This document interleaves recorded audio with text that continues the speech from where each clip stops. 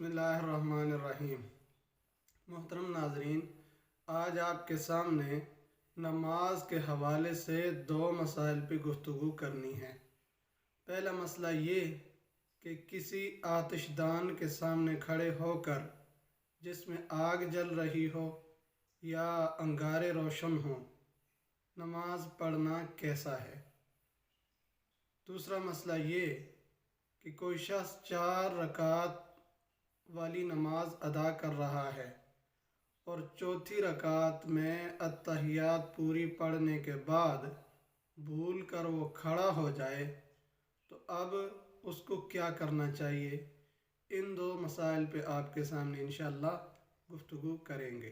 پہلا مسئلہ، کسی آتش دان کے سامنے جس میں آگ جل رہی ہو یا انگارے روشن ہوں، نماز پڑھنا مکروہ ہے، اس لیے کہ یہ آتش پرست یعنی آگ کی پوجا کرنے والوں کے مشابہ ہے، لہذا اس کے سامنے نماز پڑھنا مکروہ ہے۔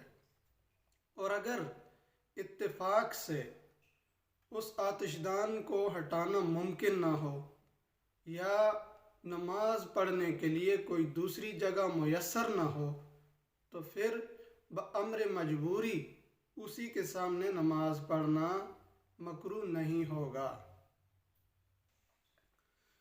ناظرین، دوسرا مسئلہ، ایک نمازی 4 رکعت والی نماز پڑھ رہا تھا، چوتھی رکعت کے اندر اتحیات پوری پڑھنے کے بعد یا تشہد کی مقدار بیٹھنے کے بعد وہ بھول سے کھڑا ہو گیا، بھول کر کھڑا ہو گیا، تو اب سنت طریقہ یہ ہے کہ اس کو دوبارہ بیٹھ جانا چاہیے اور بیٹھ کر سجدہ سہو کیے بغیر دونوں طرف سلام پھیر دینا چاہیے۔